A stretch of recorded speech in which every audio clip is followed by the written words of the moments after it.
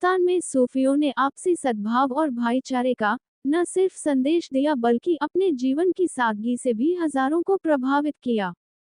हिंदू और मुस्लिम संस्कृतियों का आपस में मेल जोल भी सूफियों के प्रयासों की ही देन है। बाबा फरीद और हजरत निजामुद्दीन औलिया की खानकाहों में योगियों और पंडितों का आना जाना लगा रहता था। हजरत अमीर खुसरो ने हिंदवी और फारसी में कलाम लिखे, जो आज भी जनमानस के बीच प्रचलित हैं और गाए जाते हैं। सूफी खानकाहें शायद एकमात्र ऐसी जगह थी जहां जाति, धर्म और संप्रदाय से पृथक एक साथ बैठकर स्वच्छंद चर्चाएं होती थी। 13वीं शताब्दी की पूर्वार्ध में शेख हमीदुद्दीन नागौरी ने राजस्थानी किसान का जीवन चुना। वो आम लोगों की तरह शाकाहारी खाना खाते थे और हिंदवी बोलते थे। उन्होंने बादशाह द्वारा एक गांव का फतूह स्वीकार कर दिया और एक बीघे पर खुद खेती करके जीवन यापन करते थे।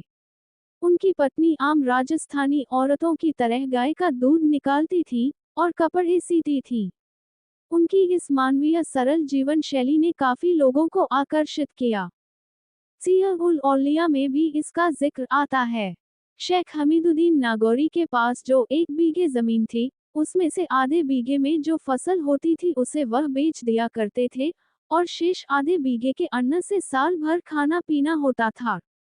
दूसरे चिश्तिया संतों की तरह इन्होंने भी गरीबी को अपना आभूषण बना रखा था। जब स्थानीय जागीरदार को उनकी इस हालत का पता चला, तो वह उनके हुजूर पेश हुआ और अर्ज किया, हजरत आपकी यह हालत हमसे देखी नहीं जाती। ये कहकर उसने 500 टनकों से भरी थैली सामने रख दी और एक फरमान भी पेश किया जिसमें कुछ बीघे जमीन उन्हें उपहार स्वरूप देने की बात थी। हजरत ने उन उपहारों पर एक नजर डाली और फरमाया, हमारे सिलसिले में जमीन का उपहार लेने की प्रथा नहीं है। मैं अपनी एक बीघे जमीन से खुश हूँ।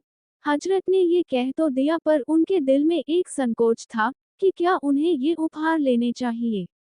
जिंदगी बड़ी सरल हो सकती थी।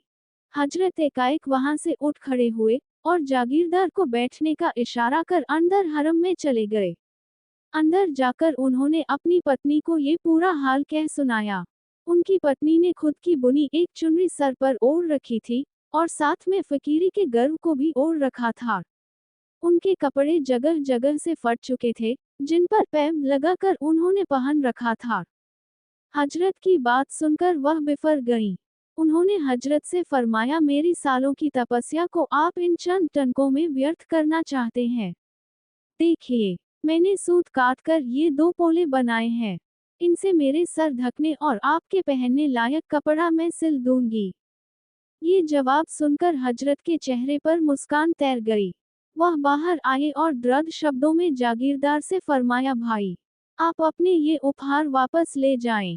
हमें इसकी कोई जरूरत नहीं है। ये रहा है सिलसिला ए चिश्त का किरदार। आज भी हजरत ख्वाजा सूफी हमीदुद्दीन नागौरी रहमतुल्लाह अलैह की बारगाह में किसी भी किस्म का मीट खाकर जाना मना है। अल्लाह हम सबको इन बुजुर्गों के बताए रास्ते पर चलने की तौफीक अता फरमाए।